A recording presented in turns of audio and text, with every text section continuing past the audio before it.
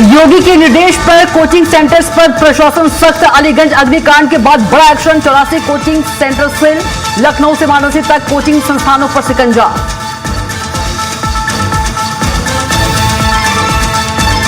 प्रयागराज में कोचिंग संस्थानों पर बड़ी कार्रवाई। नियमों की अनदेखी पड़ी भारी। कई कोचिंग सेंटर सील। नियम तोड़ने वालों पर होगी एफआईआर।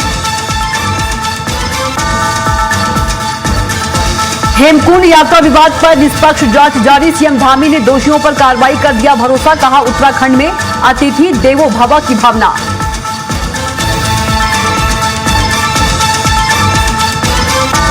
राम मंदिर चढ़ावा चोरी मामले में कांग्रेस का बड़ा दावा। कई महीनों के फुटेज गायब। सबूत मिटाने की आशंका।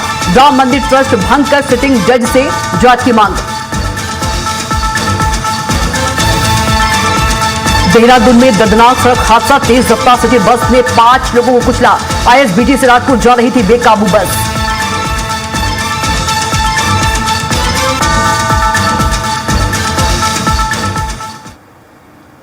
नमस्कार, न्यूज 360 में आप सभी का स्वागत है। मैं हूं आपके साथ कविता पांडे। बुलेटिन की शुरुआत बड़ी खबर के साथ करेंगे, जहां लखनऊ के अलीगंज अग्निकांड के बाद प्रदेश भर में कोचिंग सेंटर्स के खिलाफ बड़ा अभियान चलाया गया है। मुख्यमंत्री योगी आदित्यनाथ के निर्देश पर अधिकारियों ने कई शहरों में जांच की कार्रवाई के दौरान प्रदेश में कुल 84 कोचिंग सेंटर सील किए हैं। लखनऊ में एलएन फिजिक्स वाला विद्यापीठ और खान सर कोचिंग समेत कई संस्थानों पर कार्रवाई हुई है, तो कानपुर, वाराणसी और अन्य शहरों में भी सुरक्षा मानकों की जांच के बाद कार्रवाई जारी है।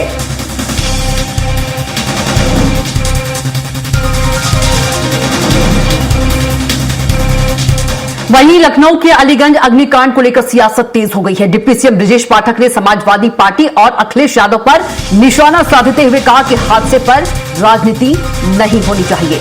उन्होंने आरोप लगाया कि प्लॉट आवंटन से लेकर नक्शा पास कराने तक सपा सरकार की भूमिका रही। ब्रजेश पाठक ने कहा कि मुख्यमंत्री योगी आदित्यनाथ ने खुद मौके का दौरा किया और 4 अधिकारियों को निलंबित भी किया गया है। मामले की एसआईटी जांच जारी है और दोषियों पर कार्रवाई होगी।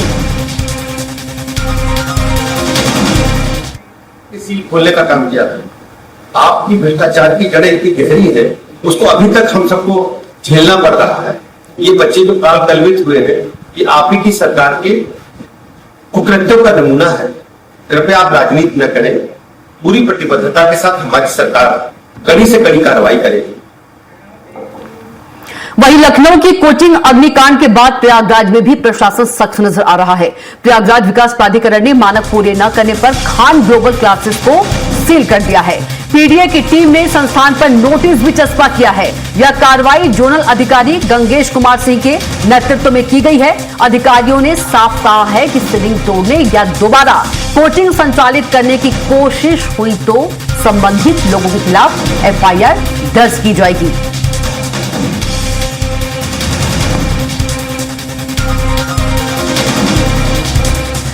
वहीं लखनऊ अग्निकांड के बाद पूरे प्रदेश में कोचिंग सेंटर और लाइब्रेरी की सुरक्षा व्यवस्था की जांच की जा रही है। इसी क्रम में हमीरपुर में एक लाइब्रेरी और कोचिंग सेंटर का रियलिटी चेक भी किया गया, जिसमें कई बड़ी खामियां सामने आई हैं। जांच के दौरान संस्थान में कोई वैध रजिस्ट्रेशन नहीं मिला। आग से बचाव के लिए फायर सेफ्टी उपकरण और अग्निशमन सिलेंडर भी मौजूद नहीं थे। इसके अलावा यदि हम बात करें तो महिला शौचालय की व्यवस्था तक नहीं मिली और आपात स्थिति में बाहर निकलने के लिए कोई भी दूसरा इमरजेंसी गेट भी नहीं था। सुरक्षा मानकों की अनदेखी को लेकर अब सवाल खड़े हो रहे हैं। प्रशासन अब ऐसे संस्थानों की जांच कर रहा है और नियमों का पालन सुनिश्चित करने की तैयारी में जुटा हुआ है। जनपद हमीरपुर में टोटल 21 कोचिंग सेंटर पंजीकृत है, जो नियमानुसार चल रहा है। समय समय उनका निरीक्षण भी किया जाता है और एक लाइब्रेरी चलती है जो विकास कार्यालय कैंपस में है। सर, अभी लखनऊ में हादसा हुआ है, जिसको लेकर आपने उसका चेकिंग हम अभी लाइब्रेरी मैंने चेक किया है और समय पर सारे कोचिंग सेंटर चेक किए गए। वहीं देहरादून में कांग्रेस मुख्यालय में आयोजित पत्रकार वार्ता में कांग्रेस के राष्ट्रीय प्रवक्ता आलोक शर्मा ने राम मंदिर में कथित चोरी के मामले को लेकर भाजपा, आरएसएस और राम मंदिर ट्रस्ट की भूमिका पर सवाल उठाए हैं। उन्होंने आरोप लगाया कि राम मंदिर आंदोलन के सहारे सत्ता तक पहुंचने वाली भाजपा इस मामले पर चुप्पी साधे हुए है। आलोक शर्मा ने प्रधानमंत्री नरेंद्र मोदी पर भी निशाना साधते हुए कहा कि इतने गंभीर मामले पर सरकार की ओर से कोई स्पष्ट प्रतिक्रिया नहीं आई है। उन्होंने दावा किया कि कई महीनों की सीसीटीवी फुटेज गायब है, जिससे मामले में सबूत मिटाने की आशंका पैदा होती है। कांग्रेस ने राम मंदिर ट्रस्ट को भंग करने, सिटिंग जज की निगरानी में जांच कराने और मामले की निष्पक्ष जांच की भी मांग की है। देखिए, मर्यादा पुरुषोत्तम राम का मंदिर सुप्रीम कोर्ट के आदेश पर बना। तमाम सनातनियों ने बहुत बड़ा चंदा देकर, दान देकर उस मंदिर को पूर्ण कराने में अपना योगदान दिया। लेकिन पिछले 20 दिन से जिस तरह की रिपोर्ट्स मीडिया के माध्यम से आ रही हैं कि वहां पर चोरी नहीं डकैती हुई, ऐसा प्रतीत होता है। और दुर्भाग्य है कि हर चीज का क्रेडिट लेने वाली भाजपा और आरएसएस खामोश हैं। एसआईटी के नाम पर लीपापोती शुरू कर दी गई। एसआईटी केवल बड़े मगरमच्छों को बचाने के लिए बनाई गई है, ऐसा प्रतीत होता है। एक एफआईआर तक इतने बड़े कांड के ऊपर यह कमजोर सरकार नहीं करा पा रही। उसका सीधा कारण है कि आरएसएस और भाजपा के लोग इस डकैती में इन्वॉल्व हैं, ऐसा प्रतीत होता है। जिस तरह से पिछले कई वर्षों में आरएसएस के, भाजपा के बड़े बड़े कार्यालय बने, महल नुमा ताजमहल बने, हम सीधा आरोप लगाते हैं कि क्या ये पैसा राम मंदिर का तो नहीं है। हम सीधा आरोप लगाते हैं कि एफआईआर क्यों नहीं हुई। हम सीधा आरोप लगाते हैं कि जो तमाम बड़े बड़े लोग हैं वो जिम्मेदार क्यों नहीं है। हम सीधा आरोप लगाते हैं कि इस ट्रस्ट को भंग क्यों नहीं किया जाता। हम सीधा आरोप लगाते हैं कि इस ट्रस्ट में कौन लोग बैठेंगे, इसका चयन किसने किया। हम सीधा आरोप लगाते हैं कि अगर इस पूरे प्रकरण के लिए कोई जिम्मेदार है तो वो नरेंद्र मोदी जी हैं, क्योंकि उनका प्रशासन भी वहां पर इन्वॉल्व है। अगली खबर का रुख करेंगे, जहां चंपावत में जिला कांग्रेस ने प्रेस वार्ता की। वहीं कांग्रेस जिला अध्यक्ष चिराग फर्त्याल ने कहा कि देश का युवा अपने भविष्य को लेकर चिंतित है। जहां प्रतियोगी परीक्षाओं के प्रश्न पत्र बार बार लीक हो रहे हैं, वहीं भर्ती प्रक्रियाओं में लगातार देरी से लाखों युवाओं के सपने टूट रहे हैं। उन्होंने कहा कि सरकार युवाओं को रोजगार देने और शिक्षा व्यवस्था को मजबूत करने में पूरी तरह विफल साबित हुई है। उन्होंने कहा कि कांग्रेस युवाओं के अधिकारों और उनके भविष्य से जुड़े मुद्दों को मजबूती से उठाएगी। जिलाध्यक्ष ने कहा कि पार्टी का उद्देश्य विद्यार्थियों, प्रतियोगी परीक्षार्थियों, शिक्षाविदों, सामाजिक कार्यकर्ताओं और नागरिक समाज को एक मंच पर लाकर युवाओं की आवाज को सशक्त बनाना है और युवाओं के साथ हो रहे अन्याय के खिलाफ सड़क से सदन तक आवाज उठाएगी। उन्होंने कहा कि युवा देश की सबसे बड़ी शक्ति है और उनके भविष्य के साथ किसी भी प्रकार का खिलवाड़ बर्दाश्त नहीं की जाएगी। लगातार पेपर लीक के मामले आ रहे हैं और भारतीय जनता पार्टी में की सरकार में ये मामले लगातार बढ़ रहे हैं, जो चिंताजनक है। और नीट में जो पेपर लीक हुआ है उसमें कई लाखों छात्रों का जो भविष्य सरकार की कमी के कारण जो भविष्य उनका खराब हुआ है वो काफ़ी चिंताजनक है। और लगातार ये सरकार बेरोजगारी, पेपर लीक और ये तो वैसे भी कई सरकारी नौकरियां अब आ नहीं रही हमारे भारत में और उत्तराखंड में। और वहीं रानीखेत के द्वाराहाट में आयोजित बहुउद्देशीय शिविर के दौरान विधायक मदन बिष्ट, उत्तराखंड पलायन आयोग के सदस्य और भाजपा नेता अनिल शाही के बीच तीखी नोकझोंक हो गई। वहीं दोनों नेताओं के बीच हुई बहस का वीडियो सोशल मीडिया पर वायरल हो गया।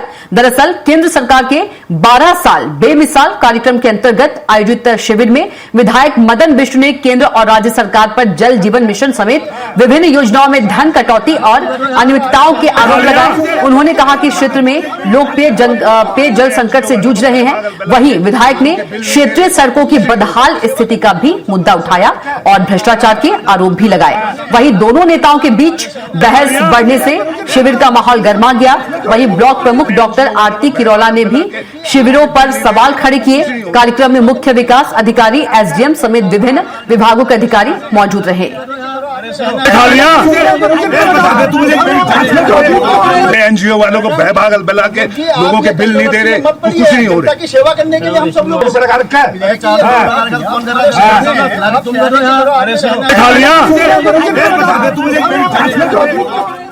वहीं हल्द्वानी में इस सप्ताह मानसून के दस्तक देने के आसार हैं। इसे देखते हुए वन्य विभाग वन्य जीवों और वनों की सुरक्षा को लेकर पूरी तरह से सतर्क हो गया है। मानसून अवधि में शिकारियों और तस्करों की घुसपैठ को रोकने और उनके नापाक मंसूबों को निस्तानाबूद करने के लिए वन विभाग ने ऑपरेशन मानसून शुरू कर दिया है। तराई के जंगलों की बात करें तो हल्द्वानी वन प्रभाग का एक बड़ा हिस्सा उत्तर प्रदेश से लेकर नेपाल सीमा तक सटा हुआ है। संवेदनशीलता को देखते हुए डीएफओ कुंदन कुमार ने सीमावर्ती क्षेत्रों में हाई अलर्ट जारी कर दिया है। और हमारे जो वन क्षेत्र हैं काफी दुर्गम जगहों पे स्थित हैं, तो इसके लिए हमारे जितने भी फील्ड कार्मिक हैं उनको निर्देशित किया गया है कि मानसून सीजन के दौरान वन क्षेत्रों की सघन गश्त करें। इसमें लगातार लंबी दूरी गश्त और मानसून गश्त जो है उसकी योजनाबद्ध तरीके से उसको कराया जाएगा। वहीं बरेली की बहेड़ी थाना क्षेत्र में पुलिस ने लूट और डकैती की वारदात में शामिल 4 बदमाशों को गिरफ्तार कर बड़ी सफलता हासिल की है। पुलिस के अनुसार 18 जून को शादी समारोह से लौट रहे चंद्रपाल और उनके परिवार से बदमाशों ने लूटपाट की थी। घटना के बाद पुलिस ने सीसीटीवी फुटेज के आधार पर जांच शुरू कर दी। शुक्रवार रात पचपेड़ा चौराहे के पास वाहन चेकिंग के दौरान संदिग्ध बदमाशों को रोकने की कोशिश की गई। इस दौरान बदमाशों ने पुलिस पर फायरिंग कर दी। जवाबी कार्रवाई में 2 बदमाश घायल हो गए और 4 को गिरफ्तार कर लिया गया है। पुलिस ने उनके पास से तमंचे, कारतूस, लूटा गया सामान और 2 बाइक भी बरामद की है।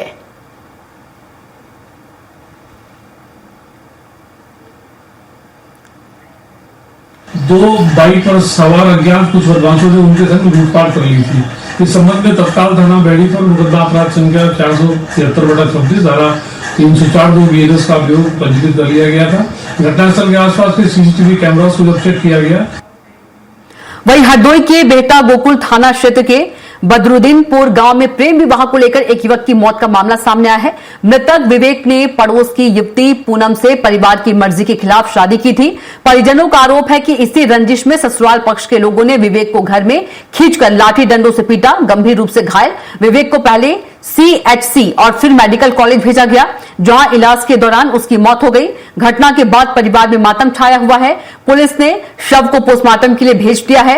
मामले में 2 लोगों को हिरासत में लेकर पूछताछ की जा रही है और आगे की कार्रवाई जारी है।